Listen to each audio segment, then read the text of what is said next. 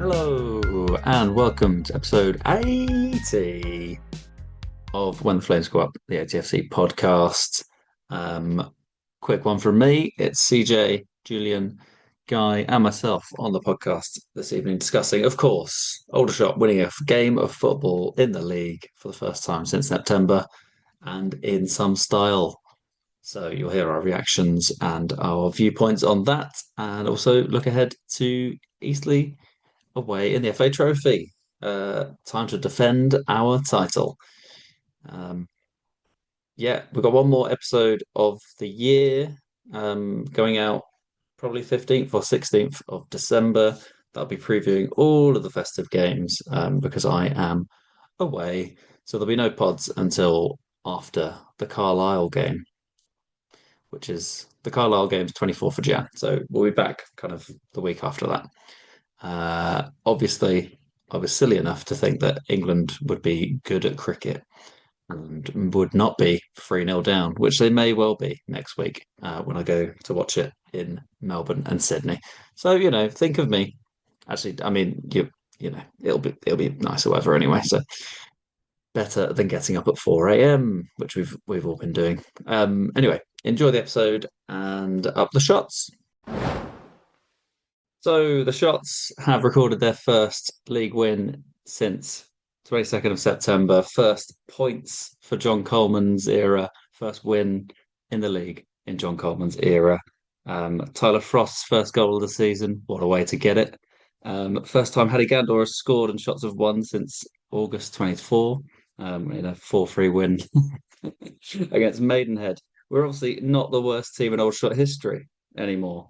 That's good. Tick that off for now. We've still got a chance. We can still do 9 later in the season. There's still time. We're now 4 points off safety, which is a bonus. We were 7 last week. And I guess where do we begin other than what a moment that was? Tyler Frost receiving the ball from Boyce Clark's gargantuan throw out and dribbling and dribbling. I'm not sure why nobody put a challenge in, but then whipping one into the far post. I mean, well, where do we start? Guy, sum up some feelings when that one went in. Well, I wanted to scream, but given that I watched the game late because, I couldn't watch it live and the kids were asleep next door, I had to sort of just whisper my screams of elation. But and also, can I just point out as well that I'm discovering more and more people I need to mute, on Saturday afternoons in order to be able to get to the evening to watch these games. You guys are one bunch of people that I have to mute. I'm now going to start muting my uncle as well because he messaged me, at half time. So I knew we got to half time at 0-0. Still, didn't know anything else, was able to put the phone down, avoid anything else. But yes, it was fantastic. Very frustrating because that first half we did look really in control. There was a lot of good play, quite a few opportunities that went missing. I'll talk a little bit more about that with regard to Barrett. But yes, it was a bit frustrating to go in half time still at 0-0. And when we conceded about 65 minutes into the second half, I thought, oh God, here we go again. We've been playing so well and we're not getting anything from it. To be fair, that was a goal that was class. I looked at it again. I don't think there's anything wrong defensively, but CJ may correct me on this. But it looked like both Nightingale was in position trying to sort of get the ball from him, and Christy Grogan, our new debutant, had got back as well. It was just a piece of moment of sheer class from Crankshaw that saw that goal go in. So heads down somewhat, very frustrating, thinking we're going to get nothing from it. So to be able to pull it out, both just minutes before the extra minutes were called, and then a couple of minutes afterwards, that was fantastic. And Tyler Frost's goal from outside the area was fantastic. In other good things to point out as well, we managed to run down the clock as well, about 5 minutes or so after we scored, which we haven't always been able to do under the Widrington's teams. They were always a little bit frail once we'd scored, and we often sometimes conceded within a couple of minutes. So it was good to see us managing the game out. Barrett, great to have him back. Thought he was really at the center of a lot of the attacks. I think I had Rob Worrell as commenting that out of the 11 chances that went before he was taken off, that he was involved in about 9 of them. So yeah, frustrating he didn't get a goal, but given that he's been away for some time, it's understandable that he is lacking match fitness, and he will become sharper. I think with both him and Henry on the pitch, there was a lot more dynamism in the attack. Just my one worry, of course, though, with Barrett is that we've been waiting for him to come back for so long. And now that he's back, it's great that he's in there. He does give something more to the team. But that is also a worry because if you remember, before he went off with his injury and illness, he was effectively being marked out of the game. And so, once he's marked out, that means that the rest of the team didn't really seem to step up and take over.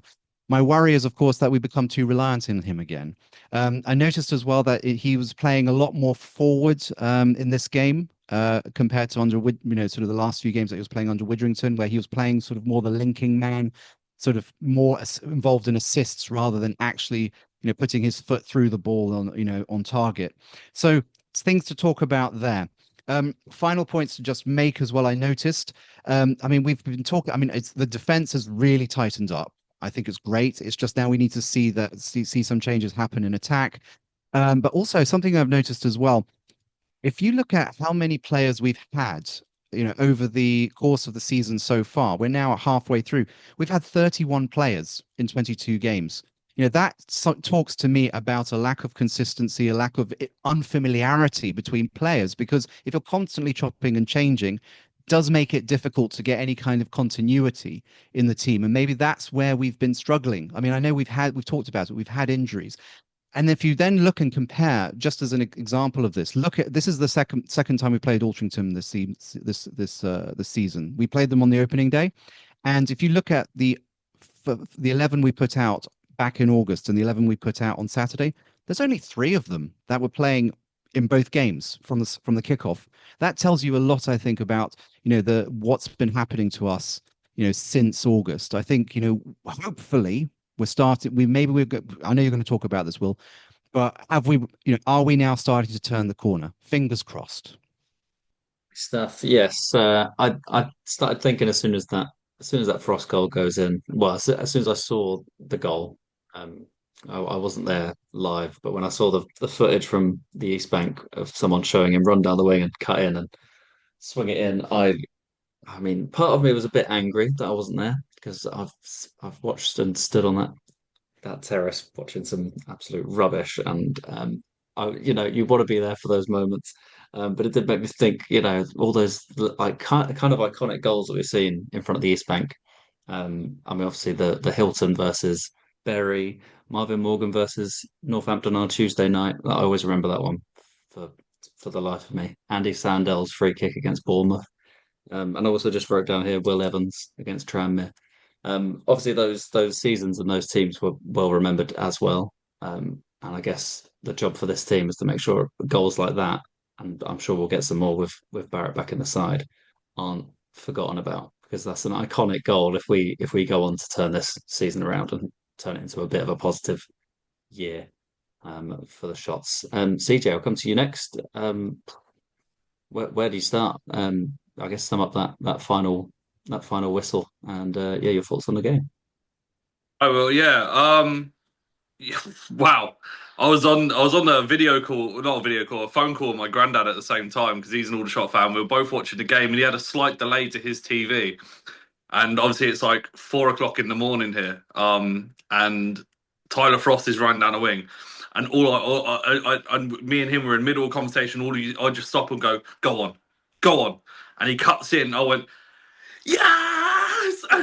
And I've like screamed the house down in the moment at like 5 o'clock in the morning. I went, he's done it. And my granddad's like, what? And he goes, yes! And both of us are just screaming down the phone to each other. And yeah, it was just an unbelievable moment, and it was fitting that it was Tyler Frost as well, someone who sort of had a bit of a weird time this season in terms of in and out of squad with injuries and stuff like that. And he is a well liked character around the club for the supporters as well. So for him to do it in front of the East Bank, and there was always that big thing with Tyler Frost and not scoring in front of the East Bank. So for him to do it in that fashion, in that style, I thought was incredible. Just on their goal, because I know Guy mentioned it. Yeah, it was just a lucky run of the ball, really. Like I think Will Nightingale could have been a bit stronger in the tackle. Um, Obviously the technique for the lad to whip it into the top corner the way he did was fantastic and stuff like that. And you could sort of see it coming. Um, we were so dominant. I think it was the most dominant we've been all season. That was a big thing that I wanted to credit John Coleman on it, and I've been overly critical of him since he's come in, really. But that was our most dominant display, I think, since Solihull earlier in the season, where we had control for pretty much 90 minutes, and bar like maybe five where they obviously attacked and scored. They didn't really look like breaking us down. They didn't look like getting involved in the game too much at all. It was all us. You look at Ryan Jones in the first half where he's Boyce Clark sent him off on the counter attack and he's beat the two lads on the wing, and then he's probably delayed the shot a bit too long. He probably should have took it quicker, and he's kicked it straight into the keeper. And then you look at James Henry's chance in the second half early on, where Barrett set him up a plum and right in front of the East Bank, and he side footed it, and it's just gone above the top corner. So all of a sudden you look at that and you go, oh, it's the same issues we had at the beginning of the season. We're just tighter at the back as such, and whether we're tighter at the back, I think the team's more balanced now. Obviously, with Widrington, the style of football was let's outscore the opposition. Whether they score two, we'll score three. Where now, and it was like the best form of attack is best form of defense is attack. Where now we got a balanced team. We got a back four. We got two sitting in front of it. We got three, well, and then it's almost a front five. And one thing I'll say is the fluidity of that front five or front four was very nice to see. And then Hargreaves was joining in as well. There was no other than Ryan Jones sort of staying in the left sort of position. Everyone else sort of rotated really well. You see Barrett popping up in a nine, Gandor was dropping in, Henry was out in the right area, then Barrett would go over with him, and then all of a sudden we had overloads in all these different places, and the rotations were really nice to see, and it was real, as Guy said, it was very dynamic in that sense. I think that's probably the first time we've seen that under under Coleman, and we all said it. We all sort of knew the moment Barrett came back, and I don't know whether he was available for York or not, but I think bringing him back for the Ulti game made so much sense because it was at home. It was going to be a cold night under the lights. Like all the supporters want is Barrett playing, whether the people like him or not. He's the one that makes things happen. You've seen the Dorking documentary, like you've heard clubs talk about him. Like anything around the 18-yard box or 20-yard area, left or right foot, he's unstoppable. So the minute he comes in, like Guy said, and I was going to bring it up as well, Rob Worrell goes, we've had 11 shots, 9 of them Barrett's been involved in. There's no surprise. And you look at our best attacking performances this year, usually revolves around Barrett being the main centre of the piece. And giving him that free role, um, allows him to do what he wants, and he kind of had that within this formation. He's allowed that a lot more than obviously being in the left or right of the attacking three that he was in with in the 3-4-3 we played before. So yeah, hopefully he's got a bit more freedom now. He can be more fluid in terms of play. He can link up more. We definitely still need a central striker. I'm absolutely buzzing for Gandor. I've been very critical of him as well, so I'm glad that it was him that sort of scored and he can build some momentum. If you look at the last real like striker we had in this sort of situation was Brett Williams. Probably the other end of the scale in terms of energy. Brett Williams was always deemed lazy as such by supporters, but he bagged you how many goals to win you, like to keep you up and stuff. So hopefully Gandor can provide the energy and goals to keep us in the division. And yeah, hopefully this is the turning point now. We need a good performance against Eastleigh and then build on it. Like that was a dominant display against Holty, so we need to just continue on that path now. Yes, yeah. I mean, following on. I was following on X really, but and I went into the game quite confident, to be honest. I was quite like, well, we've got Ultron at home. This is a normal start of our normal patch, and yeah, most all of the X comments were saying, it's all going all going our way, and I was thinking, everyone. I think most people are thinking, oh, it's the same old kind of thing. We're gonna not gonna come away with a result here. It's quite interesting watching the highlights back where Steve Gibbs, I think it's in the first half when the shots are obviously on top. He's kind of listing all the things that they've got going forward. And he says, I haven't got goals yet, but it'll come. And I was like, oh, it's quite a good little foreshadowing there for the highlights package that you know that two goals are about to come in the second half. Julian, I'll come to you. Did you think it was going to come when we were 1-0 down at home to Walty? It definitely felt like it was, oh no, here we go again. Um, the pattern has been very similar throughout the season, hasn't it? We've played well. We've been caught by the sucker punch. I was so frustrated because Ulti for me was so ordinary. And I was just looking at the clock at 65 minutes and thinking, how can they be ahead in this game? They're finding it so straightforward to be ahead in this game, and it's something that we just cannot do. But all credit to the guys. They stuck at it, kept going. I loved the positivity of our new keeper. I thought he was always looking to get the ball moving as quick as possible, and of course, you could argue he's won us 2 points. So that, with that philosophy, I think you've got to keep him in for the next few games and just see where that goes. Not much more to add from what the other guys have said, really. The only thing I would say is that quite interesting for me is that at the moment, a lot of the players are not fully match fit. You could probably say only 3 or 4 of them are actually match fit at the moment. And with Henry, Barrett, Frost, Shackelford to come back in, Inwood still hasn't played that many games either. So, for me, I think we're going to get stronger and fitter. And I'm looking forward to seeing Henry and Barrett over the next few weeks as well, because again, if you look at their sort of goal contributions so far this season, they're certainly not where we would have hoped for.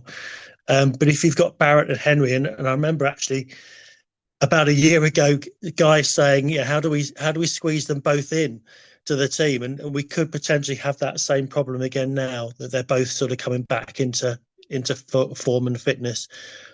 But I'd much rather have that problem to talk about than the other problems that we've had so far. So the other questions I've got, I guess, are, does Tyler Frost deserve a starting berth at the weekend? I think he does.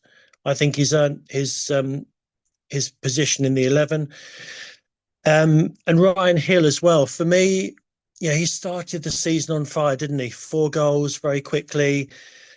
And I know he's been sort of filling in at right back and left back and all these different things. But perhaps there's a question mark there as to, with Barrett, Henry, Frost, Hill, Ryan Jones starting to play now, Etek coming back in. I know they're in different positions. He's getting back to match fitness.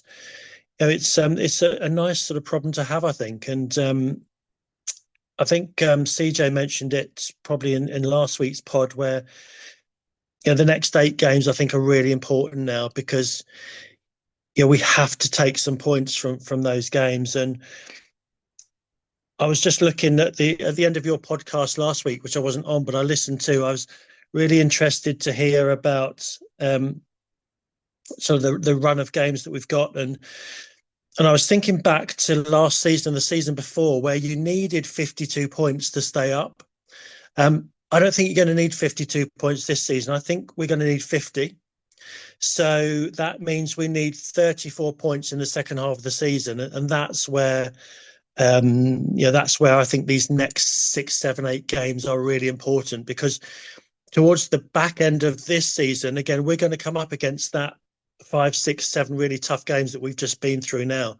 So it's even more important, I think, that as CJ pointed out, that the next sort of 7 or 8 games, I think we really need to sort of get 4 or 5 wins under our belt for that.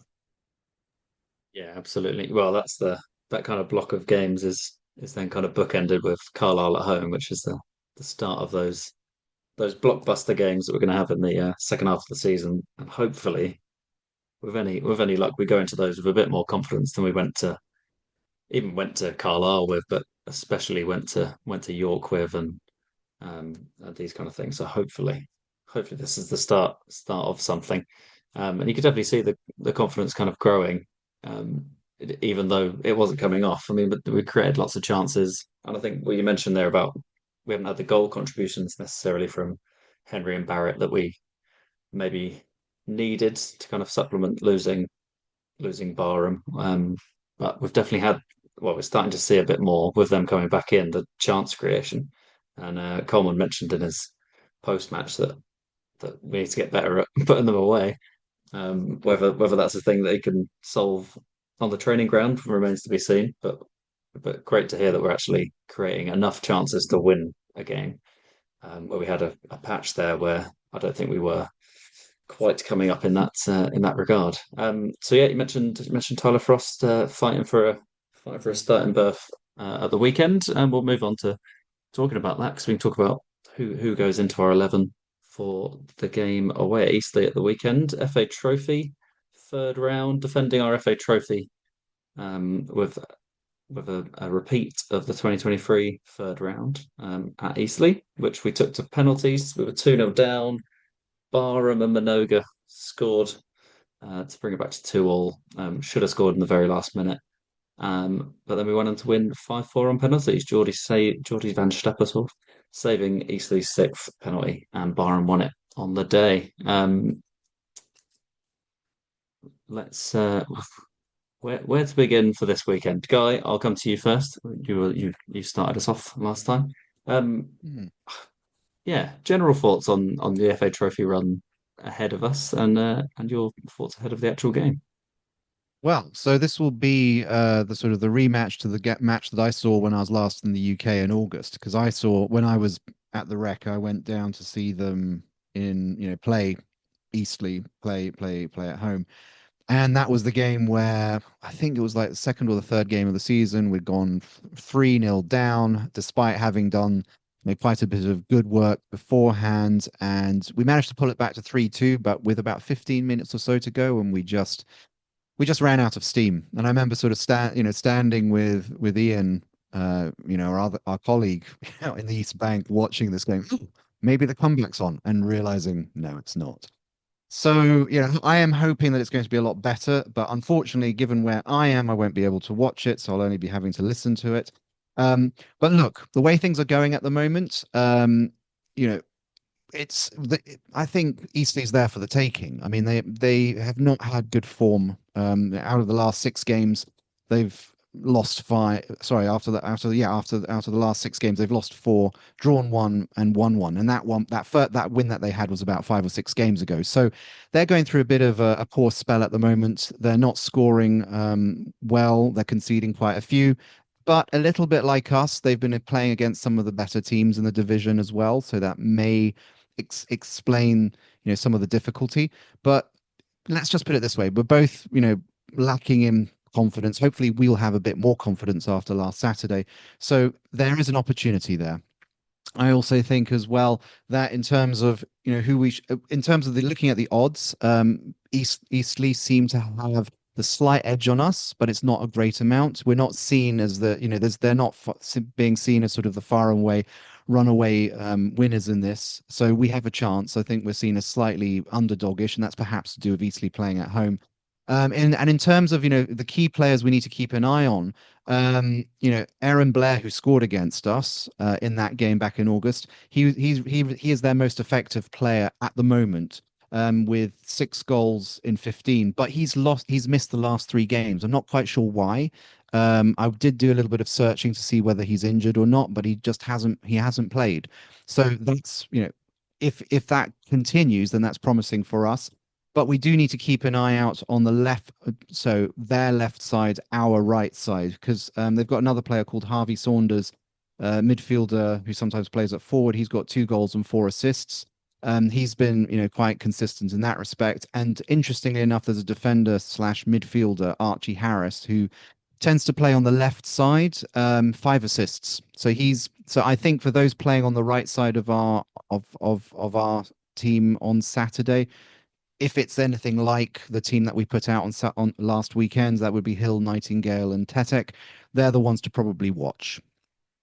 Stuff. Yes. Yeah, we don't tend to have a great record against Eastleigh. If I just look in the Rolodex in my mind, all I see is red cards and defeats, and I don't think I can't remember seeing one for so long.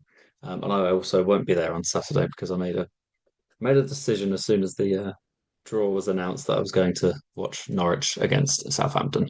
So here's hoping I don't come back either a saint or a canary, but I'll let you know. Um, CJ, I'll come to you next. What are your thoughts ahead of the FA Trophy at the weekend? I hate playing Eastleigh. They just seem like a bit of a weird little bogey team. They make a big song and dance about us, and I just can't stand them. Um, Tiny little club that seem to be always on our shoulder about every little thing.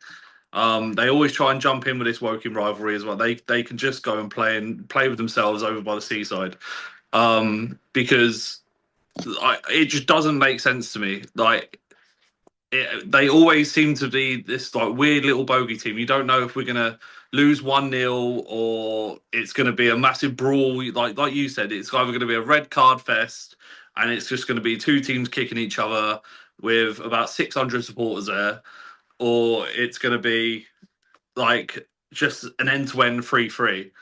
Now, like looking at their recent form and stuff like that, it bodes well for both teams that this is either going to be a 0-0 with penalties or it's going to be a goal fest because both teams concede and both teams score. So it could go either way, really, in that sense, which is obvious. But if you look at it from the sense of what it is, it's our first game as title holders. Now, obviously most of this group would have been involved in that squad last year. So we are on the defensive in terms of that. This is ours to lose now. Um, but I don't think Coleman will be looking at it from that sense. He'll be looking at it from the sense of we won our last game. Now it's time to build momentum. Now, if it was me, I wouldn't be changing too much of this team that won against Altrincham because, like we just spoke about, for 90 minutes or 85 minutes, we were dominant. So you don't want to break momentum when we're on such a high. Keep the same sort of team. Maybe rotate a couple of players who might be just coming back. So your Henrys and your Barretts and stuff like that. Maybe reduce their minutes slightly. But we need to go out and win this game just to continue the momentum. With Boston straight after that, like we need momentum now because momentum is one of the most dangerous things in football. If you hold it and have it, it's fantastic. If you don't have it, like we've seen in the last 2 months or so, it can absolutely zap you from anything. And it's such a weird thing as well because once it's in your stride, it can take everyone with you. And we sort of need that now. We need that momentum, and everyone enjoys beating Eastleigh. It's one of those weird things that yes, it's like a non-derby for us, but it's that satisfaction of because they make it a big deal for us that beating them is almost like get back in your box. Same for them, really, but it's almost like yeah, it's just it's one of those satisfactory things that because they always a bit of a bogey team that if we do beat them, the momentum in the squad will build. Players will be on a high. Then we go into Boston, and Boston are ropey as well. You look at their performances and you look at their form and stuff like that. They're up and down. They're amongst us as well. So take it. It's almost just chip it away now and trying to cut down the tree as much as you can with as little wax as you can and get to the point where the tree falls, and that's almost where we're at. And look, like I said, momentum's massive. We need to win it. Just for that sake, not even for the FA Trophy sake. Like I really couldn't care less if we win it or lost it. Now we've been there, we've done it. Like for me, let's just stay in the league. Yes, absolutely. Yeah, well, the momentum thing is so vital. And yeah, those players that have played well alongside each other at the weekend, being able to go out there on Saturday and prove it again because we're going to need it. We're going to need it time and time again this season. We're not just going to need it in bursts. And also, very importantly, if we do have a bad performance or an unlucky result on Saturdays, that we've got to learn to bounce back from these results. Like Julian mentioned earlier, we've got the Carlisles, the Forest Greens, the Yorks at home and away next year that we're going to have to go to, and we aren't going to come away with positive results every time. We've got to find a way to bounce back from those little blips and not see our heads completely drop. Julian, I'll come to you. Your thoughts ahead of the FA Trophy game at the weekend?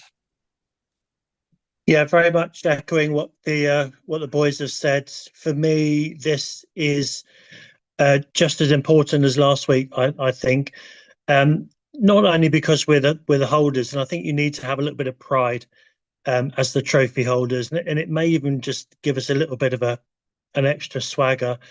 But it's so important for me to get through this, not only to give us that momentum as CJ was talking about, but also if we were to lose, then I think it's January the 10th would mean there would be a free Saturday.